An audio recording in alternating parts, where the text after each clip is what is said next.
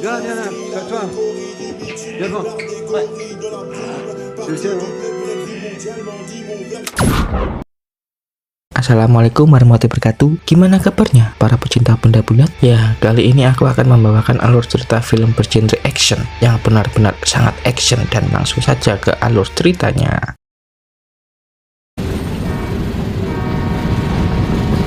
Di awal film kita dibawa jauh dari kota Istanbul. Apa kalian tahu tempat ini? Ya, yang dibuat para selebgram dan artis-artis foto yang ada balon udaranya itu loh. Pokoknya itulah ya. Kita dibawa di dalam sebuah kereta yang di situ sudah ada orang muslim. Bukan muslim dark joke ya. Tapi kita sebut saja dia dengan nama Joko aja ya. Saat sedang membaca buku, Joko lagi-lagi memperhatikan seorang pria berjas hitam yang sangat perhatian dengan anak kecil nan cantik itu, lalu bergegas pergi meninggalkan tempat duduknya. Dicurigailah dia, kok tampaknya gelagatnya aneh. Lalu saat malam tiba, Joko berjalan menuju ke gerbong yang ada di depannya. Lalu dia pergi memesan air panas yang ternyata barnya sudah tutup. Namun ada orang berjas hitam yang dicurigai tadi mulai membantu untuk memesankannya. Dan disitulah terjadi percakapan basa-basi. Berasal dari mana kamu? Dan dia pun menjawab, kamu bertanya-tanya. Jangan lupa join live aku ya. Lanjut. Dan di situ Joko mulai memancing pembicaraan penculikan anak dari mantan istri orang berjas itu untuk mengambil sebuah sesuatu yang berharga. Dan di situ mulai terjadi keributan yang menimbulkan beberapa teman orang berjas itu terkapar.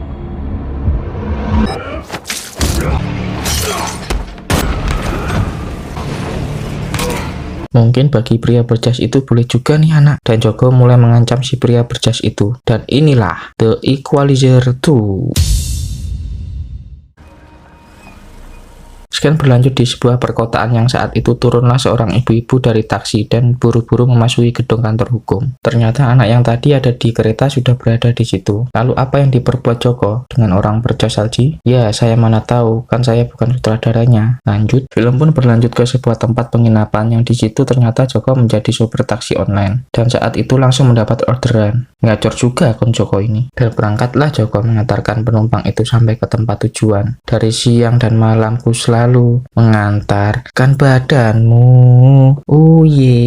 Dan saat uang yang dikantongi sudah banyak, dia pun langsung menuju ke rumahnya untuk beristirahat. Sekian berlanjut di Belgia. Dan di situ datanglah seorang pria yang baru saja pulang kerja. Ingin hati bertemu istrinya dan bermesra-mesraan, namun apa yang didapat? Di tempat meja makan sudah ada istrinya dengan muka penuh luka lebam. Dan dari ruangan sebelah keluarlah sekelompok pria dan langsung menembak istrinya. Duar! Dan si pria itu juga disuruh duduk di samping Pak Kusir yang sedang bekerja dan ditembak saat itu juga. Berpindah ke Joko yang baru saja mengantarkan anak-anak dan langsung pergi ke tempat toko langganannya. Lalu menanyakan buku yang sudah dipesan minggu lalu. Dan setelah mendapatkannya, lalu dia pergi untuk mencari penumpang lagi. Dan saat itu mendapat penumpang perempuan yang tampaknya seperti sedang kesakitan yang diantar oleh temannya. Saat sudah melaju agak jauh, Joko mulai menyadari bahwa penumpangnya sudah sangat kesakitan dan langsung membawanya ke rumah sakit terdekat. Dan Joko kembali ke tempat awal dia menjemput wanita itu dan langsung menuju kamar si pria tadi yang mengantarnya. Dan di situ Joko beralasan kalau kartu kredit yang diberikan itu tidak bisa. Namun selang beberapa waktu dia mulai menanyakan wanita itu kenapa dia merasa kesakitan. Dan lagi-lagi Joko mulai menganalisa pergerakan sekitar dan mulai men-setel stopwatch-nya. Kalian tahu sendiri kan kalau udah men-setel stopwatch-nya, jangan harap kalian bisa full senyum lagi.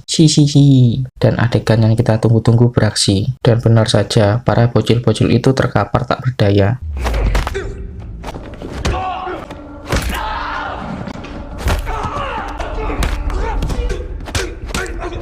Dan sempat-sempatnya Joko bilang kalau jangan lupa bintang 5-nya ya setelah menyiksa semuanya. Benar-benar driver andalan. Lanjut. Saat Joko sampai di apartemennya, dia melihat kamarnya seperti ada seseorang yang memasukinya. Saat sudah memasuki, ternyata tebakannya salah. Ternyata itu temannya yang sudah di situ yang bernama Susan dan sudah menyiapkan sup untuk makan malam bersama. Dan dari situ mulai mengobrol ngalor ngidul dari membahas anak dari Susan itu dan hal-hal yang lain. Dan menanyakan maksud datang ke sini yang ternyata dia ke sini untuk menemui sebuah rapat. Saat sudah selesai makan, Joko mulai mengantarkan Susan untuk menemukan sebuah taksi. Setelah dapat, temannya pun berpamitan untuk pulang. Di waktu yang berbeda, saat pagi tiba, Joko akan memulai aktivitas seperti biasa. Namun saat keluar apartemennya, dia mendapat sebuah taman yang sudah rusak milik tetangganya. Dan ada coretan-coretan di dinding atau aksi vandalisme. Dan tetangganya pun melaporkan ke Joko bahwa ini semua ulah dari anak-anak. Joko pun berinisiatif untuk membersihkan coretan cat itu. Namun ada tetangganya yang menawarkan untuk jasa membersihkan itu. Namun dirasa terlalu mahal, akhirnya tetangga itu kembali dan menawarkan harga yang lebih murah dan boleh mulai bekerja setelah pulang dari sekolahnya. Scan berpindah pada Susan yang sedang melakukan Zoom meet dan membahas kronologi kejahatan dari kliennya dan akan pergi menuju TKP. Saat berada di TKP, Susan mulai melihat-lihat beberapa tempat dan langsung pergi meninggalkan TKP. Scene berpindah ke sebuah hotel dan di situ teman Susan sudah mendapat sebagian info tentang korban pembunuhan, apa dia punya masalah keluarga atau apa kita juga nggak tahu. Setelah memasuki lift, di situ teman Susan mencurigai beberapa orang di dalam lift dan Susan keluar sendirian dan menuju kamarnya. Susan pun mulai kesusahan membuka kamarnya, namun tiba-tiba setelah berhasil membuka pintu ada beberapa komplotan yang mulai masuk untuk meminta sebuah uang dan menyiksa Susan, dan Susan melakukan sebuah perlawanan.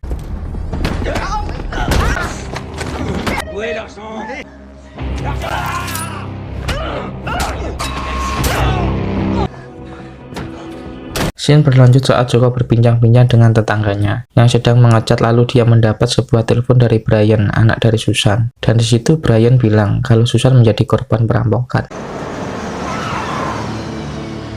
Joko pun terbang ke Amerika dan pergi ke rumah Susan untuk berbelasungkawa dan menanyakan kenapa bisa terjadi seperti itu. Waktu berpindah saat Joko sedang di rumah dan mulai melihat-lihat barang milik Susan. Di situ Joko mulai dari melihat isi dari HP Susan. Saat ada seorang pemuda sedang asik mabuk-mabukan, ada sebuah telepon dan diangkatlah telepon itu. Namun tiba-tiba, ya, duar, kamar itu meledak. Yang ternyata ada orang yang telah memasang di radionya. Viens, viens là, calme-toi. Viens devant. Ouais. Je le sais, hein.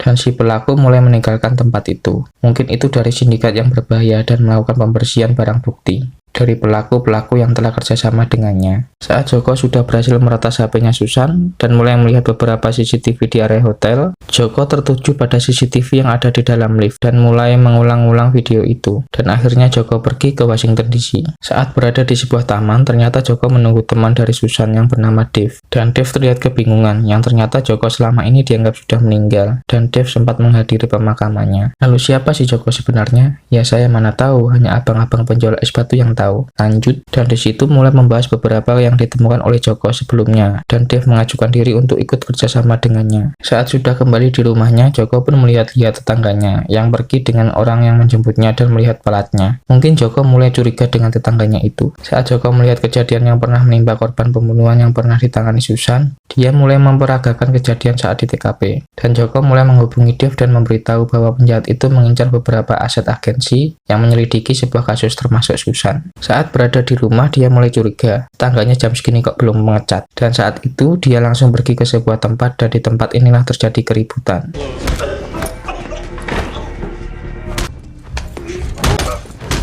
Joko mulai mengajar satu persatu dan masuk ke sebuah ruangan yang sedang diadakan pesta dan akan melakukan kejahatan nanti malam. Ternyata di situ ada tetangganya Joko dan Joko pun menyuruhnya untuk pulang. Saat sampai di bawah, tetangganya Joko pun diberi nasihat-nasihat sampai dirinya sadar dan malu. Kenapa ada orang yang peduli padanya? Scene berpindah di apartemennya. Saat Joko sedang memasak oblok-oblok terong, tiba-tiba ada yang mengetuk pintu. Ternyata yang datang adalah tetangganya untuk mengembalikan uang kembalian beli cat tadi dan akan mengajak untuk minum sebentar di apartnya Joko. Dan mulai basa-basi menanyakan, "Bapak masak apa?" "Ini aku lagi masak oblok-oblok terong nih." "Ya, ibuku dulu juga pernah memasak itu dulu." Dan saat itu si Mile, tetangga Joko, menawarkan untuk mengecat rumahnya yang sudah kusam dan Joko menerima tawaran itu. Tetapi Miles harus membaca buku yang diberikan Joko dulu, baru dia sepakat. Saat Joko mulai bekerja menjadi driver online, dia mendapat sebuah penumpang dan akan mengantarkan ke bandara. Namun saat di perjalanan, Joko mulai curiga dengan gelagat penumpang itu. Joko pun mulai mengambil jalur ke arah lain, bukan ke arah bandara, dan penumpang itu pun mulai menyerang Joko.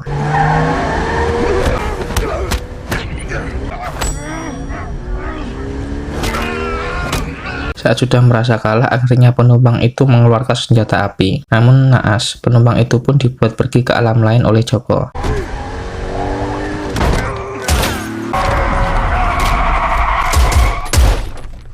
Sebenarnya Joko ini siapa kok banyak sekali yang mengincar dia. Dan saat itu Joko mencari tempat yang aman dan mulai membakar mobilnya beserta penumpangnya untuk menghilangkan barang bukti. Film berpindah ke rumah Dave. Saat itu Joko juga ada di sana untuk berkunjung dan memberitahu kalau ada yang akan membunuhnya kemarin dan memberikan ponsel milik penumpang itu ke Dave. Setelah itu Joko menghubungi nomor yang didapat dari penumpang itu. Dan apa yang terjadi? Ya, ternyata itu nomor telepon Dave. Dave mengaku selama ini bekerja di salah satu perusahaan swasta dan dia melakukan itu karena perintah. Yang tak disangka-sangka ternyata Dave lah yang membunuh Susan. Waktu itu Susan masih sekarat setelah ada perampokan, namun tiba-tiba Dave datang bukannya menolong tapi membunuhnya. Karena Susan sudah mulai mengetahui pelaku sebenarnya. Benar-benar pengkhianat Dave. Saat itu Joko mulai keluar dari rumah dan bertemu teman-teman dari Dave yang juga seorang pembunuh. Dan Joko pun berkata kesalahan kalian adalah membunuh temanku dan kekecewaanku adalah hanya melakukan sekali untuk membunuh kalian. Mamam tuh. Apa kalian tidak merasa ketar-ketir teman? Dan Dave berpamitan pulang dan diantar oleh istri Dave. Scene berpindah ke korban selanjutnya yang akan dibunuh oleh teman Dave. Teman Dave pun datang dan langsung membobol rumah itu untuk masuk. Korban pun mendengar ada orang yang masuk ke rumahnya dan bersiap-siap untuk melawannya. Namun saat akan keluar kamarnya ternyata ada Joko yang ingin membantunya. Saat teman Dave mencari ke semua ruangan, ternyata Joko sudah membawa keluar dari rumahnya untuk mengamankannya. Korban atau teman Susan dibawa ke sebuah losmen dan diberitahu kalau dia diincar oleh pembunuh Susan. Scene berlanjut di apart Joko. Saat itu Miles sedang mengecat tembok rumahnya dan mulai menelpon Joko untuk menanyakan apa ada makanan di rumahnya. Namun Joko pun mendengar ada suara gonggongan anjing dan mulai menyuruh Miles untuk melihatnya. Dan Miles bilang kalau itu hanya pengantar pizza. Tak disangka-sangka Joko mengetahui siapa yang datang dan mulai memberitahu Miles untuk bersembunyi. Ya, yang datang itu ternyata Dave dan temannya untuk membunuh Joko. Saat itu Dave dan temannya sudah mulai membobol pintu. Miles pun sudah mulai panik. Joko pun memberitahu agar mencari sebuah rak buku dan mulai mencari buku yang dimaksud. Ternyata di situ ada sebuah tombol. Lalu Miles disuruh untuk memencet tombol itu. Saat Dave dan temannya sudah masuk ke dalam rumah, Miles mulai menekan tombol itu dan masuk ke dalam ruangan rahasia. Benar-benar sangat pintar Joko ini yang sudah menyiapkan tempat seperti itu. Saat Miles sudah memasuki ruangan, ternyata Dave juga curiga dengan rak buku itu. Dan dia mulai mencari apakah ada keanehan. Saat menyoroti sebuah cermin, Miles pun mulai tegang dan panik. Saat Dave akan menembak kaca tersebut, untungnya Joko mulai menelpon Dave dan memberitahu kalau Joko ada di luar, karena dia tahu kalau Dave sedang berada di rumah. Dave pun yang melihat Dave dan temannya pergi, dia pun mulai keluar dari ruangan persembunyiannya. Saat ingin keluar, tiba-tiba Dave dan temannya belum keluar dari rumah, dan langsung menodong Miles.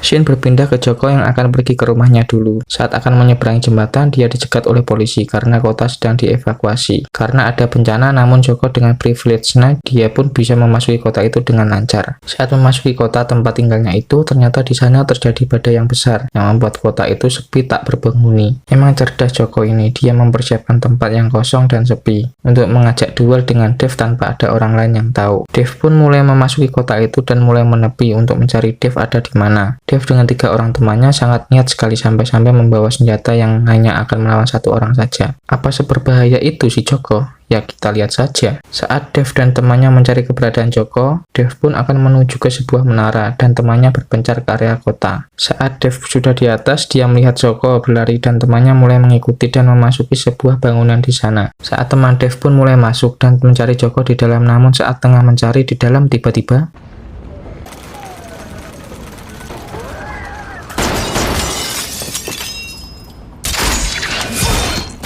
ya, Joko pun muncul dari sisi lain dan langsung menembaknya. Dor! Satu teman Dave yang lain pun ikut masuk ke dalam bangunan itu dan melihat temannya sudah tewas. 2 teman Dave pun mulai mencari ke tempat lain. Saat di pinggiran pantai, teman si Dave terpancing melihat sebuah foto dan saat itu juga Joko mulai menghabisi teman Dave itu.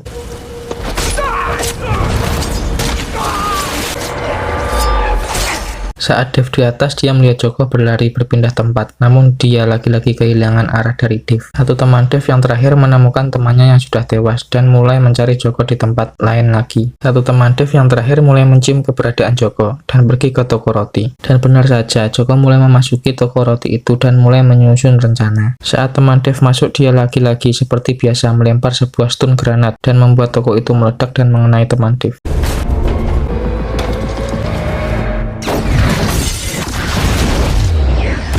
Joko pun mulai keluar dengan menembaki posisi Dev agar dia tidak diincar oleh Dev. Joko pun pergi ke sebuah mobil putih. Di situ ternyata ada Miles yang disandra di bagasi. Dev pun mulai mengancam akan menembak Miles. Saat peluru terakhir ditembakkan, Joko menembak ban mobil itu yang membuat tembakannya melenceng. Lanjut, saat Dev berada di atas, tiba-tiba ada angin kencang yang membuat tubuh Dev terpental dan mengenai tiang batas. Dan saat bangun, dia mulai mengoceh tidak jelas yang membuatnya tidak fokus akan kehadiran Joko yang ada di situ. Dan Joko pun mulai membogem Dev. Dan inilah pertarungan sesungguhnya. 1 versus 1.